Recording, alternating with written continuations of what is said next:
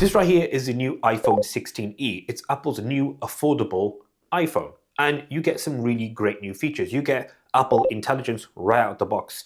Their new custom C1 modem as well, which is sick.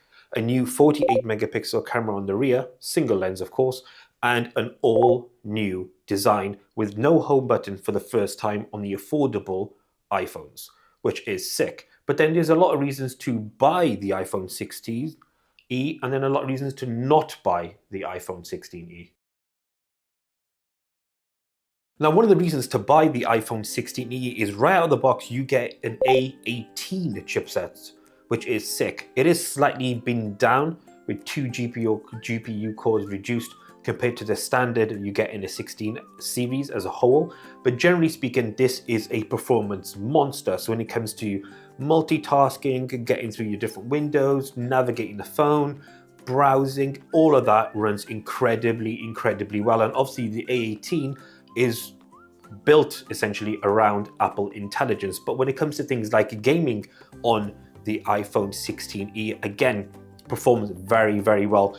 Zero lag, zero slowdown, zero issue at all, runs absolutely flawlessly and sounds incredibly great as well. And then the other component to this is that A18 chipset feeds directly into how it's managed in terms of things like thermals when you're gaming and does a really good job. It does not get warm at all in any way, shape or form. It only actually got warm the device as a whole when we first transferred all our data onto here, but in general, it runs really well. The other key reason to buy the new iPhone 16e is, of course, when you see it straight away, is going to be its design. So you're getting a far more normal looking iPhone 16 series design here, which is flat, rounded edges around the side, really handy, pocketable to use.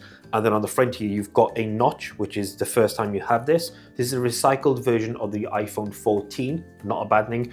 An OLED panel at 60 Hertz, and it is crisp, stunning panel. So if you're watching content on here, yes, it may not be the largest screen you're gonna get, but any content you do view on here looks really great.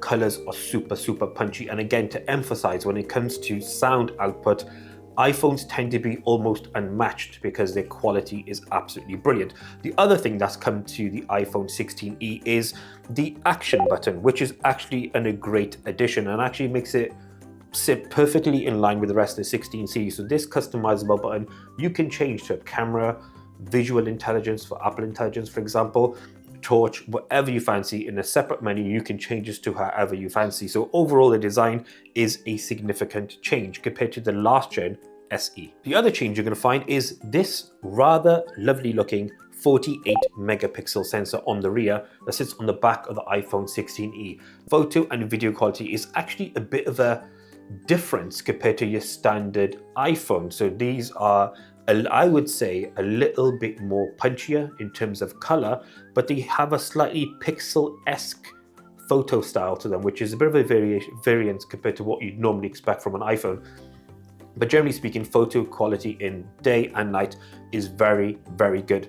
Great colors, great balance, and generally performs very well. If you move across to video, again, I don't know how they do it, but every 4K 60 on this particular phone here is the max output you'll get on the rear sensor. And again, it performs very well. And video quality, even on this single lens 48 megapixel camera, looks amazing when it comes to an iPhone. And cameras are basically one of the main driving things behind an iPhone because you know what you're going to get. Although this color profile and color science here is a little bit different, it still performs very well. And the last new thing we want to talk about that's a plus point and reason you want to buy the iPhone 16e is this has something that no other iPhone in the world currently has, and that is Apple's new C1 modem. So they've moved away from Qualcomm and their reliance on their chipsets for their 5G coverage and their Wi-Fi coverage, etc. And they moved across to their custom in-house built. Years and years in development, but it first comes here as sort of a trial basis. And honestly, I will say there is literally no difference. You would, if you told someone in the street that this has got a new C1 Apple custom modem, first of all, they'd probably ask you what on earth you're talking about. But secondly, they'll probably never even know. And that's actually a really good thing. So Wi-Fi speeds for us run very well and great. I know in the States, there's no support for the 5G millimeter wave. But obviously here in the UK, we don't have that issue at all, and it run very, very well. No issues, no signal drops, nothing at all. And generally speaking, I think those are all the plus points or the reasons why to buy the iPhone 16e. So we touched on cameras as being one of the key driving points of the iPhone. And in this particular one, again, you get a single lens. But this is our first point as to why you wouldn't buy the iPhone 16e is because, well, it's a single lens and it lacks all of the features that you're used to in your day-to-day iPhone. So if you've got a 16, 15, 14, you've had dual lenses for a while now, you're not going to get any ultra wide, you're not going to get any cinematic mode. And to be honest, it's almost like a Gen 1, Gen 2 iPhone. Almost. It has just your baseline features, and that's all you're going to get. Video is still 4K 60, which looks really, really great. Obviously, you're not going to get 8K in this as an option, but generally, I think the performance in terms of the iPhone's cameras is very good, but they are limited. So if you wanted a really nice ultra wide shot, you're not going to get that. In nighttime, it performs reasonably well, but not great, because again, it is only a single sensor, although the aperture is bigger than it was in the previous gen. As a whole though, the camera system is a letdown. No ultra wide, no periscope, no zoom in options.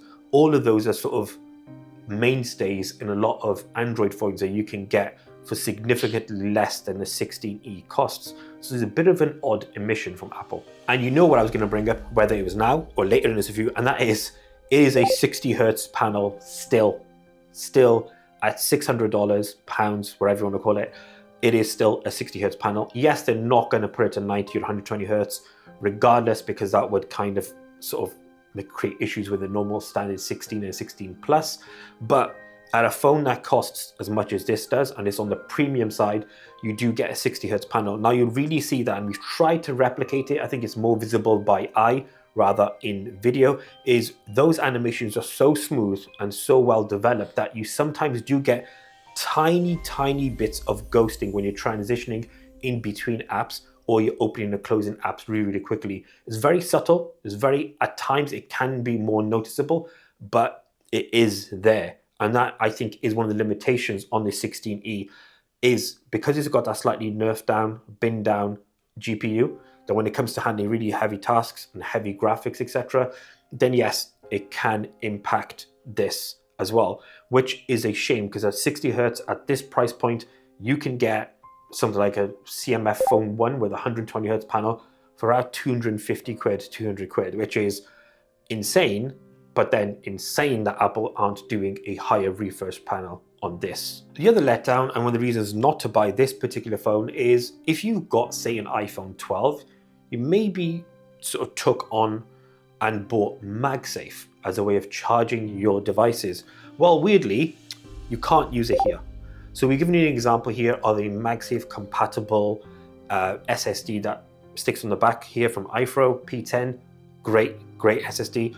It doesn't actually connect on here. And it's a very odd omission. They've given some of the reasons why as to why they've done this, but personally, I just don't buy it. It's clearly a cost-cutting measure, and it's one of the reasons I don't quite understand why they've even done that is such an odd omission. But regardless, that doesn't exist. But also on top of that, because it doesn't have MagSafe, it is also Qi 1 as well. So your charging speeds when you're charging on a wireless charging pad is only 7.5 watts. So this can take hours and hours and hours and hours to actually get up to the full amount.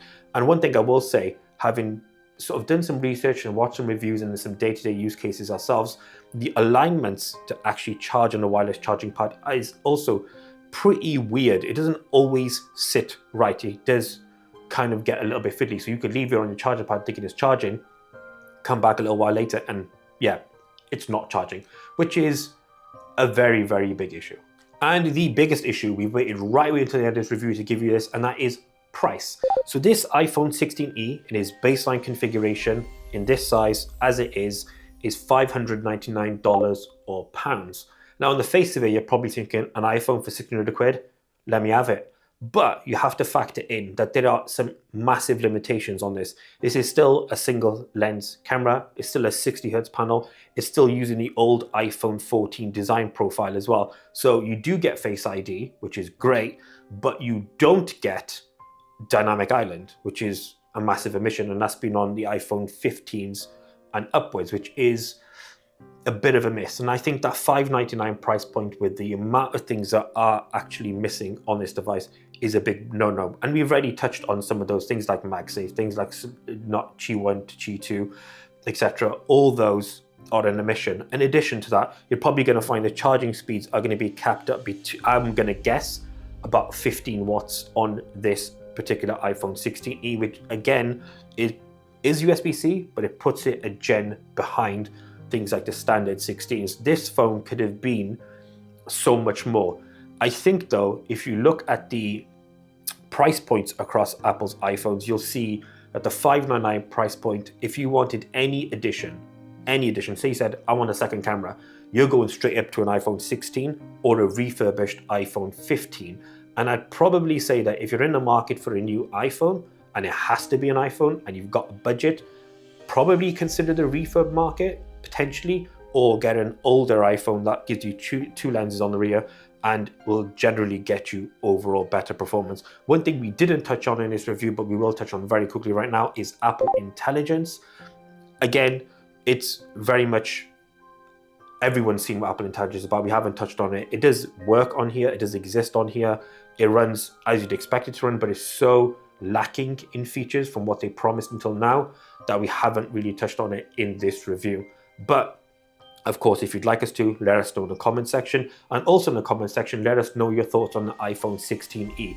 We've told you reasons to buy and not to buy. If it was you and it was your money, what would you do? Would you go refurb iPhone 15 or just pay the extra money to get a 16? Or would you get the iPhone 16e?